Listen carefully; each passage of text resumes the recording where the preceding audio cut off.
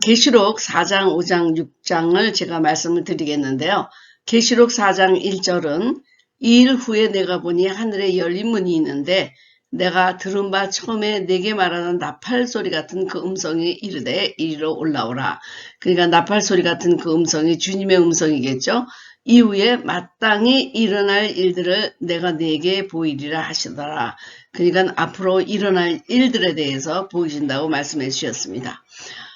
처음부터 제가 요한계시록을 읽는 그 환경, 그 상황이 어떠했는가를 보여주는데요. 보면은 박해와 좌절 가운데 있는 도미티안 황제의 그 아주 포악한 그런 핍박 가운데 있는 교회들에게 격려와 위로를 주시고, 또한 그 굉장히 깊은 침체에 있는 교회에게도 경고를 하시고 책망을 주시고 일으켜 주시기 위해서 이 말씀을 주셨다고 말씀드렸습니다. 그래서 4장에서는 하나님의 보좌를 보여주고 5장에서는 예수 그리스도가 나타나게 되고, 그러니까 여기서 그 4장, 5장을 통해서는 예배를 통해서 어떻게 이분이 존귀와 영광과 찬송을 받으실 분인가를 소개하고 있습니다. 그러니까 반모섬에서 계시를 받았는데 지금은 이리로 올라오라. 그러니까 바로 이게 그러니까 3층천이겠죠. 지금은 이리로 올라오라. 그래서 하늘 보좌 위로 초청합니다. 혹자는 이것이 휴거이다. 휴거를 나타내는 상징적인 모습이다. 라고 하지만 사실은 이것은 어떤 면에서 입신이라고 보아야 좋을 것 같습니다. 입신에 이렇게 직접 올라가서 모든 기이한 비밀을 보고 온 사도 바울이 있잖아요. 그런데 우리가 보게 되면 꿈으로도 환상으로도 성령 안에 죽은 상태로도 기름 부음 안에서 죽은 상태로도 그렇게 입신이 되는 경우를 제가 많이 보았습니다. 그러니까 이거는 본격적인 휴거가 아니고 한 개인을 입신을 해서 앞으로 일어날 일들에 대해서 말씀을 주시겠다고 하는 것입니다. 자, 이제부터 하나님의 보좌의 모습이 나타나죠. 영광스러운 하나님의 보좌. 계시록 4장 3절에 앉으신 이의 모양이 벽옥과 홍보석 같고 또 무지개가 있어 보좌에 둘렀는데 그 모양이 녹보석 같더라. 자, 요한은 지금 천상으로 올라가서 놀랍고 놀라운, 그러니까 요한이 상상할 수도 없는 그런 계시를 받고 또 하나님의 그 거룩한 보좌를 보게 됩니다. 하나님의 보좌는 하늘에 베풀어져 있고요. 그 보좌 위에는 벽옥과 홍보석 같은 성부 하나님이 앉아 계셨는데, 벽옥은 하나님의 거룩하심과 청결, 순결, 홍보석은 하나님의 진노를 상징적으로 의미하고 있고요. 그리고 또한 무지개가 이렇게 들려 있었는데 하나님께서 자비로운 언약의 주체사임을 다시 보여주고 있습니다. 그리고 그 주에는 24장로들이 보좌에 앉아 있었고 하나님의 7영이 계셨는데요. 그리고 이제 우리가 에스겔에 나왔던 그 네 생물이 또 보좌를 지키고 있었고 수정 같은 유리바다가 보좌 앞에 있었습니다. 이러한 전능하시고 강대하시고 위대하신 하나님을 네 생물이 찬송합니다. 네 생물이 하나님을 찬송하는 것은 하나님의 전지전능하심, 초월성에 대해서 찬송하는 거고요. 24장로는 만물을 지으신 하나님의 역사적 내재성에 대해서 찬송하고 있습니다. 요한은 이리로 올라오라 그러고 올라가서 이제 환상을 보기 시작합니다. 앞으로 일어날 일들에 대한 환상을 보게 되는데 제일 먼저 네 생물, 예수님의 하나님의 보좌를 보게 되죠. 거기에도 옛날에 에스겔 1장에 나오는 네 생물도 여러분이 기억하고 있겠지요. 그래서 이 에스겔이라는 것이 요한이 이걸 기록할 때 이미 그 문서로 나왔는지 저도 정확하게는 잘 모르겠는데요. 하여튼 그 몇백 년 차이를 두고 있는데 그 네 생물의 형상이, 보좌에 대한 형상이 둘이 비슷하게 나타나고 있습니다. 그러나 요한과 에스겔이 본 환상이지만 저는 이것이 똑같을 수 없다고 생각하는 생각이, 그 하늘에서 어떤 환상이 우리에게 보여질 때 순간적으로 휙휙 지나가고 그 한 장의 많은 것들이 포함되어 있습니다. 근데 그렇게 빨리 지나가는 환상을 우리가 아주 클리어하게 기억할 수도 없고 묘사할 수도 없다 하는 것을 저도 천국에 가서 보는 환상이라든지 천국에 직접 가서 본 것이라든지 이것이 말로 표현할 수 없는 경우가 많이 있어서 그들이 표시는 이렇게 표현한 것들이 조금 다르다고 할지라도 그것이 바로 최대한 자기네들이 본 것을 성실하게 저는 기록했다고 봅니다.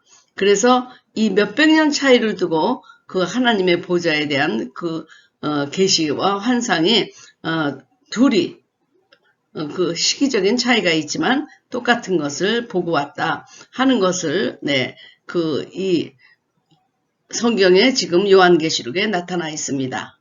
천상의 예배 가운데 특징이 하나 있습니다. 면류관을 예배 시간에 던지며 그 면류관을 던지는 것이 예배의 하이라이트라는 것입니다. 찬양합시다, 찬송가도 하지만 면류관을 던진다는 것입니다. 그래서 하나님은 죽도록 충성하는 자에게는 생명의 면류관, 끝까지 달려가는 자에게 의의 면류관, 양무리를 잘 살피는 자에게 주는 영광의 면류관, 마음을 지켜 정결하게 주님을 기다리는 자에게 주는 자랑의 면류관, 썩지 않는 면류관, 그리고 신부들에게 주는 기쁨의 면류관, 이런 여러 가지가 있습니다. 그러니까 그들이 어떻게 하나님께 충성했느냐에 따라서 면류관을 받게 되는데 그 받은 면류관을 예배 시간에 주님께 던진다는 것입니다. 여러분, 이것이 무슨 뜻이겠습니까? 이 24장로가 그 면류관을 받게 된 것도 하나님의 은혜요. 그리고 하나님의 힘 주심이요. 하나님의 능력 주시고 지혜 주셔서 그렇게 인생을 달려갔고 면류관을 받은 것 아닙니까? 그러니까 예배 시간의 하이라이트는 그들의 삶의 열매인 면류관을 던진다. 바로 이거는 삶의 면류관을 던진다는 거거든요. 그들이 이 땅에서 살면서 아름답게 열매 맺은 그것을 주님께 던진다. 그래서 사실 예배에 우리가 설교도 있고 기도도 있고 그리고 모든 것이 다 순서대로 있지만 일상생활에서 주님의 말씀이 성육화되어 아름다운 열매를 맺은 것을 예배 시간에 드리는 것이 가장 예배의 하이라이트라는 것입니다. 사실 이들이 면류관을 받았지만 자기 힘으로 했겠습니까? 주님이 주시는 은혜의 근거에서 이렇게 삶의 아름다운 열매를 맺었잖아요. 그래서 이 하늘 예배의 특징이 뭐냐면 단순히 찬양하고 기도하고 설교 듣고 이런 것이 아니고 네가 몸으로 산 제사를 드린 그 삶을 드려라. 그 삶의 열매를 드려라. 그럴 때 하나님이 가장 기뻐하시는 거죠. 삶의 열매를 가장 기뻐하신다.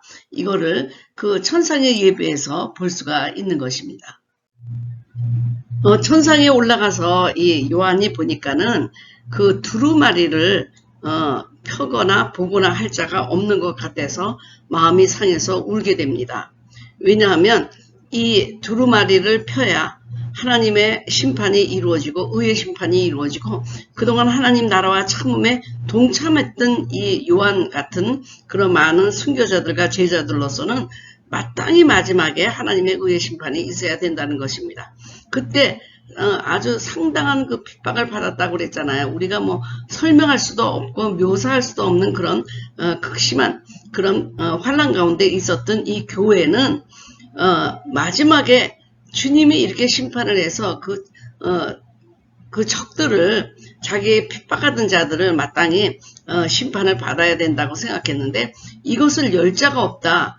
그랬을 적에 그럼 심판이 이루어지지 않는구나. 그래서 요한이 울게 된 것입니다. 그랬을 때에 장로 중에 한 분이 이렇게 가르쳐주죠.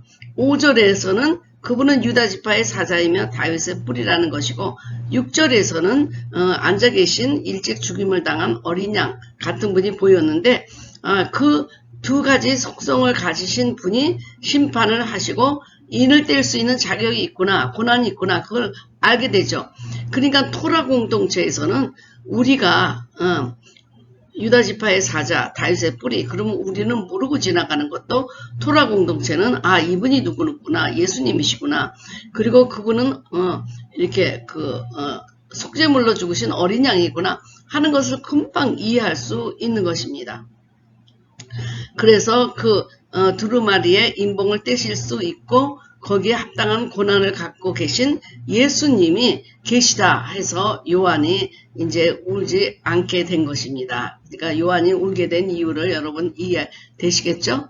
우리가 보면은 그 일곱인, 일곱 나팔, 일곱 대접이라는 것이 이제 나와요. 그런데 요한계시록에서 가장 많은 부분을 차지하는 게 일곱인, 일곱 나팔, 일곱 대접에 대한 얘기가 중심을 잡고 있습니다. 그러니까 일곱인이라는 하나님의 심판입니다. 일곱인. 그러니까 이 하나님이 인을 떼시는데 일곱 개만 있는 거예요. 일곱 개. 그게 전부 내용입니다. 그래서 일곱째 인에서 일곱 나팔이 나오고 일곱째 나팔에서 일곱 대접이 나오는 것이거든요. 그러니까 결국에는 일곱인이 심판이라고 볼 수가 있는 것입니다. 그러니까 사실 인을 떼는 것은 그 하나님이 요한계시록을 주신 아주 본론입니다. 왜냐하면 그들이 그렇게 핍박받고 있지만 성도는 승리할 것이고 그리고 이들은 이런 처절한 심판을 받을 것이다. 그러면서 죄인에 대한 경고하고 있고요. 나팔이. 대접은 하나님의 진노의 잔입니다. 그러니까 이것이 점점 심화된 그 어떤 하나님의 재앙을 보여주는 것이고 일곱인 안에 그게 모두 들어있는 것입니다. 바로 이것을 그들에게 그러니까 하나님의 영원한 승리, 주님을 믿는 그들의 영원한 승리, 그리고 주님을 믿는 자들을 핍박하는 자들의 영원한 패망, 그것을 알려주기 위해서 요한계시록에서 중심적으로 이 내용을 설명하고 있는 것입니다. 처음에 일곱인의 구조를 보겠습니다. 첫째인, 둘째인, 셋째인, 넷째인, 다섯째인, 여섯째인이 있는 다음에 일곱째 인에 일곱 개의 나팔이 들어 있습니다. 그러니까는 첫째 나팔, 둘째 나팔, 셋째 나팔, 넷째 나팔, 다섯째 나팔, 여섯째 나팔, 그리고 일곱째 나팔 안에 일곱 대접이 들어 있는 것입니다. 그러니까 결국에는 일곱인에 다 들어가 있는 거죠. 일곱인을 떼니까 일곱 나팔이 나오고 그리고 일곱째 나팔 안에는 일곱 대접이 있는 것입니다. 그러니까 구조가 이렇게 됐다는 것을 여러분이 이해하시기 바랍니다. 제가 지난번에 이렇게 그 주님의 재림에 대한 설이 있다. 그래서 네 가지를 제가 설명해 드린 적이 있는데 오늘은 좀 더 자세하게 설명해 드리겠습니다. 세대주의 전 천년설은 구약 시대가 있고 교회 시대가 있는데 아주 주님이 급박하게 공중재림을 하시면서 성도들은 휴거가 된다는 것입니다. 그래서 7년 동안 이 땅에서 그 많은 사람들이 그 고난을 당하고 핍박을 당하는 동안에 어린 양의 혼인잔치에 참여하게 되고 그리고 그 다음에 어린 성도들하고 또 그 순교자들하고 그런 성도들이 다시 지상으로 귀환해가지고 천년왕국을 다스리게 된다는 이야기입니다. 그러니까 공중재림이 있으면서 우리 성도들은 그 환란을 통과하지 않는다는 그런 얘기입니다. 그 다음에 이제 뭐 사단 일시석방, 고가 마국전쟁, 뭐 사단 멸망 이런 것들은 이제 다 성경에 나오는 얘기를 그대로 하고 있습니다. 그러니까 지금 이 세대주의 전 천년설의 문제가 뭐냐면 공중재림을 하시고 지상재림을 하셔서 예수님이 두 번 재림한다. 근데 공중재림은 7년 환란 시작되기 전에 성도들이 휴거돼서 환란을 통과하지 않는다. 그동안에 천상에서 7년 동안 어린 양의 혼인잔치를 참여한다라고 되어 있는데 사실 여기에 가장 큰 문제는 두 번 재림한다는 것이고 그리고 이 성도들이 대환란을 통과하지 않는다 그런 것입니다. 그래서 우리나라의 대부분 성도들이 세대주의 전 천년설에 교육을 받았습니다. 그러니까 부흥사들이 와서 요한계시록 강의할 때는 세대주의 전 천년설을 가리켰기 때문에 그리고 다른 것은 배워보지 않았기 때문에 우리 성도들은 이거 굉장히 중요하게 생각하죠. 공중재림에서 휴거만 돼야 되고 그리고 지상재림을 하는 거고 그 안에 우리는 대환란을 통과하지 않고 뭐 이런 얘기들이 많이 있는데요. 그런 내서 조금 세대주의 전천년설을 저는 좀 신뢰하지 못하고 있습니다. 후천년설은 초림과 재림 그리고 대환란 대배교전의 천년왕국이 있다고 합니다. 그러니까 대환란과 대배교가 후천년설, 천년 뒤에 온다 이런 것도 문제고, 그리고 선의 증가, 악의 감소, 주님의 오심으로 인해 가지고 선은 증가하고 악은 감소했다고 그러는데 반대죠. 선은 점점 줄어들고 악은 점점 증대하게 되었죠. 그래서 천년왕국 후에 대환란과 대배교가 일어난다. 그리고 재림하신다. 이런 것들 때문에 저도 후천년설을 신뢰하지 않습니다.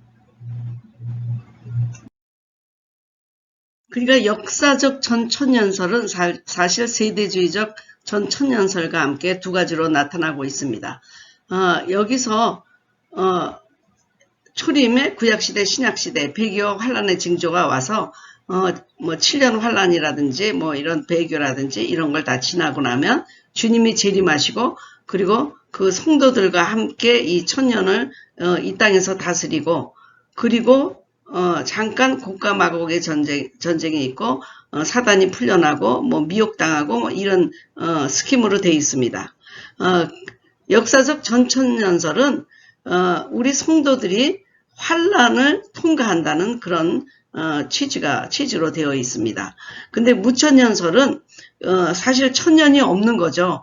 천년을 상징적으로 보고 주님과 초림과 재림 사이에 천년이 있다. 그리고 그 끝에 천년왕국 지나고 나서 대환란 대배교가 일어나면 그때 주님이 또 재림하신다. 그러니까 초림과 재림 이런 거 다 똑같고요. 역사적 전천년설과 똑같고 대환란 배교 그리고 또 환란을 통과하는 것도 같습니다. 그런데 이 상징적 천년왕국 가운데 사단이 결박되어 있다라고 하잖아요. 우리 천년왕국 동안에.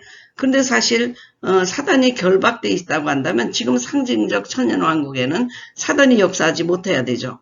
그러나 지금 너무너무 아주 극성맞게 사단이 역할을 하고 있잖아요. 물론 성경에는 무적에게 갇혀있는 마귀도 있지만 일단 풀어다녀서 자유롭게 다니는 천사들도 귀신들도 있다. 그렇게 얘기하다 보니까 천년왕국 때는 사단이 결박당한다라는 말을 어떻게 해석해야 될까라는 것에 조금 더 문제는 있습니다.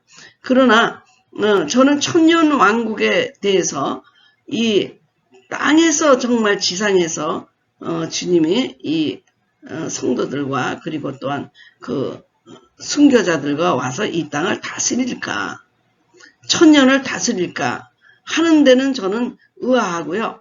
그리고 이 천년왕국이라는 것이 말이 천년이지 1, 2, 3, 4, 5, 6, 7, 8, 9 이렇게 천년일까 하는 생각이 있기 때문에 저는 천년왕국은 상징적이다 그런 생각을 많이 갖고 있거든요. 그럼 천년왕국 동안 다른 안 믿는 성도들은 어디가 있는 것입니까? 그래서 네 가지 이 재림론에 대한 이런 설이죠. 학설들을 사실은 다 어떤 것도 완전한 것이 없다는 것입니다. 그냥 대개 자기네 교단들이 따르는 그 학설을 따르게 되는데요.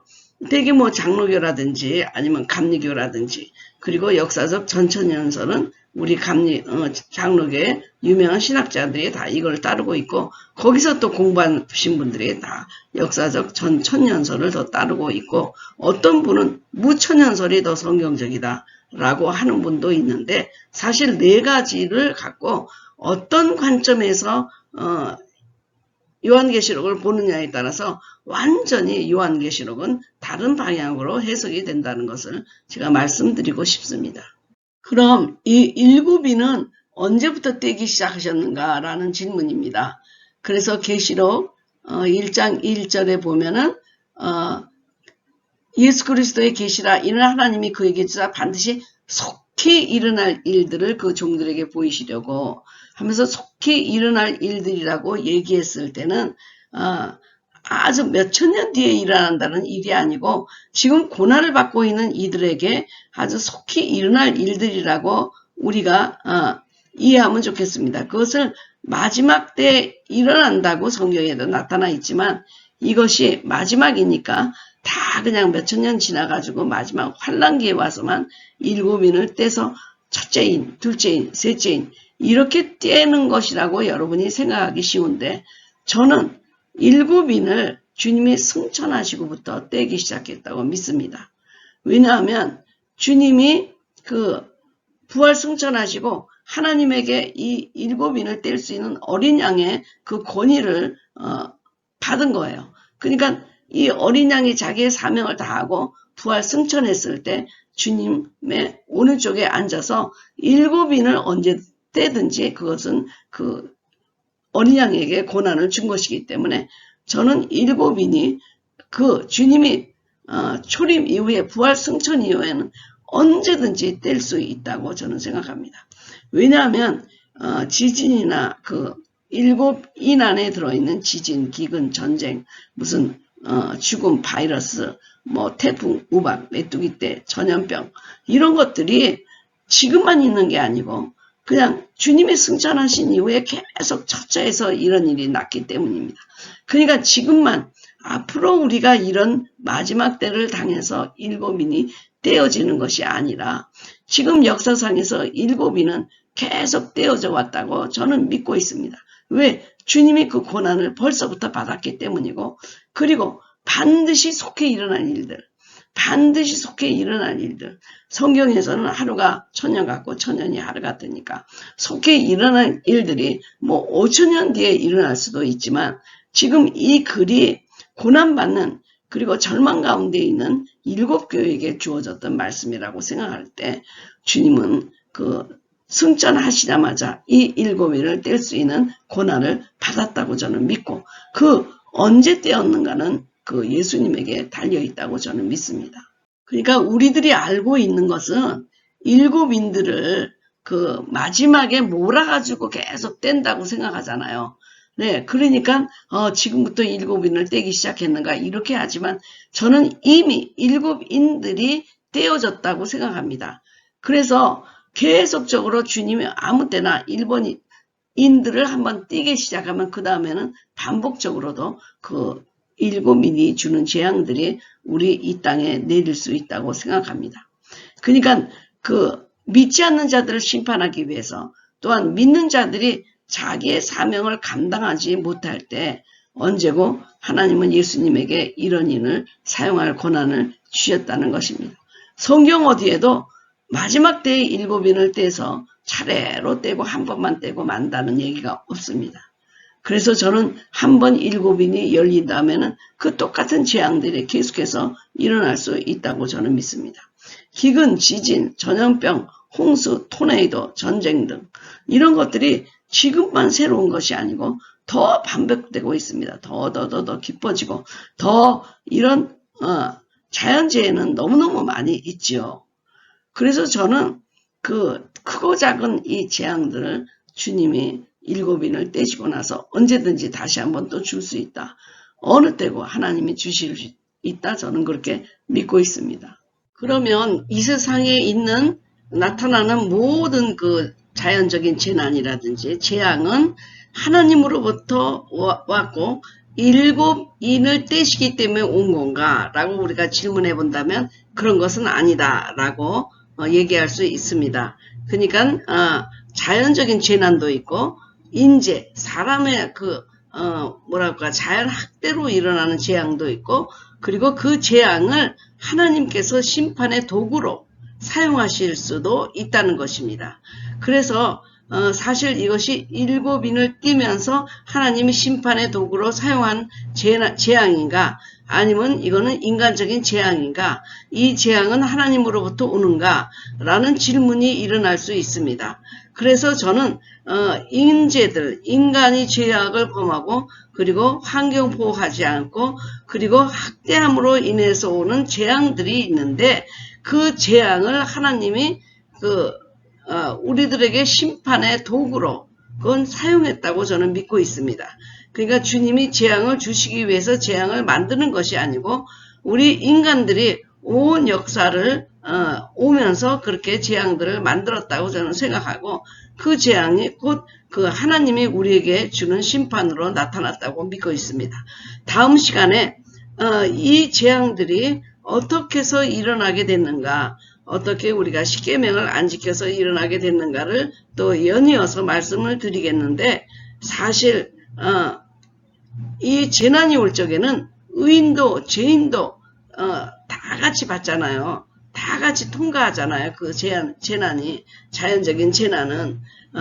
그런데 하나님이 그 어떤 재앙을 주실 때 하나님의 목적으로 사용할 때는 사실 악한 그 사단들, 무리들을 위해서 재앙이 내린다고 생각하거든요. 그래서 자연적인 재난이나 무슨 환란이나 이런 거는 다 의인이든지 죄인이든지 다 겪게 됩니다. 그런데 이 재앙을 심판의 도구로 사용하실 때가 있다. 저는 그렇게 믿습니다. 그래서 어떤 지역에 자연적인 재난이 났다. 그러면 저것이 하나님이 심판을 하는 것이 아닌가라고 생각하면 잘못됐다는 것입니다. 사실 곳곳에서 지진이 나고 있고 곳곳에서 기근이 나고 있고, 요새는 또 중국과 일본에 그렇게 홍수가 내리고 있고, 지금 캘리포니아에서는 날이 따뜻해야 되는데 캘리포니아는 점점 추워져 가지고 따뜻한 곳에서 자라는 과일들이 열매를 맺지 못하는 경우가 많이 있거든요. 이런 자연의 어떤 그 반란이라고 할까요?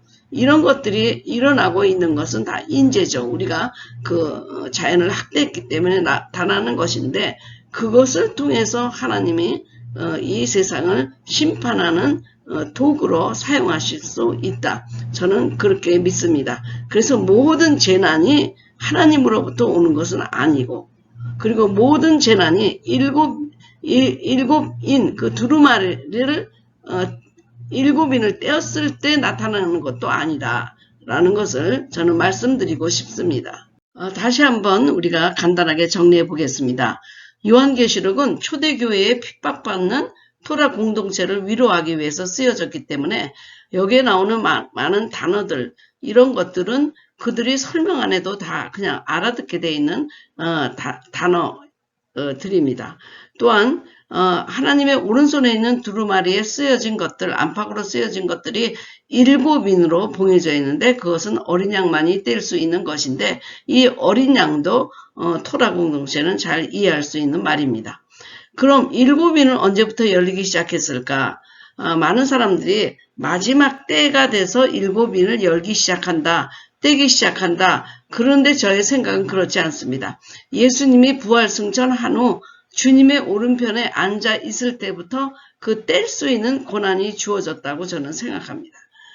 물론 하나님께서 그것을 수시로 이번에는 7인을 첫째 인을 떼라, 둘째 인을 떼라, 그렇게 명령하시는지는 모르겠지만, 그러나 이 예수님에게 심판주로서 이런 권한이 그때 부활승천한 후에 주어졌다고 저는 믿고 있습니다. 그럼 한 번 떼고 나면 그 재앙은 다시 일어나지 않는가? 저는 한 번 떼고 나면 언제든지 또 다시 그런 재앙이 일어날 수 있다고 생각합니다. 그럼 모든 재앙이 7인을 떼기 때문에 일어나는가? 아닙니다. 자연적 재앙, 인재로 일어나는 재앙이 있습니다. 재난이 있습니다. 그러나 하나님은 이 재앙을 심판하시는 도구로, 그러니까 7인의 재앙의 그 도구로 사용하실 수 있습니다. 그래서 자연적인 재앙이 일어나는 지역에 하나님 심판받았다, 뭐 그런 말을 하면 안 될 것 같습니다. 일본이 큰 지진이 났을 때 하나님이 그 민족을 버렸다. 그런데 거기도 믿는 크리스찬들이 많이 있잖아요. 그런 얘기를 하는 것은 잘못된 것이라고 봅니다. 그래서 요한계시록에 필요한 그 학설을 제가 몇 가지를 가르쳐 드리면서 어떤 종말론적인 관점을 갖고 이 요한계시록을 보느냐에 따라서 상당히 다른 해석이 나온다. 저는 그렇게 생각합니다. 그러니까 공중 재림이 있으면서 그 성도들이 휴거하고 여기 남은 자들이 굉장히 고통을 받고 그리고 대환란을 통과해야 된다라고 하는 세대주의적 전 천년설은 많은 사람들에게 공포를 조장해 주죠. 사실 이 요한계시록은 위로를 주기 위해서 준 거거든요. 하나님을 안 믿는 자는 하나님이 안 믿는 자는 멸망당하고 믿는 자는 승리한다. 그런 것으로 얘기하는데 그것을 알려주기 위한 메시지 아니에요.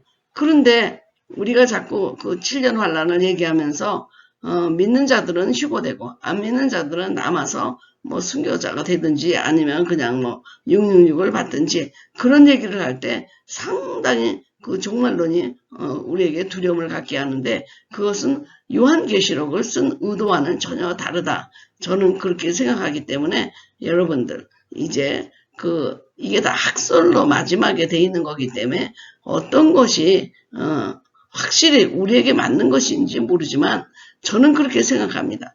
어떻게 세상이 진행되든지 우리는 기름 부음을 준비하고 그리고 주님의 말씀에 따라 순종하고 나아가고 그분을 믿으면 최후의 승리는 우리 것이라고 믿습니다.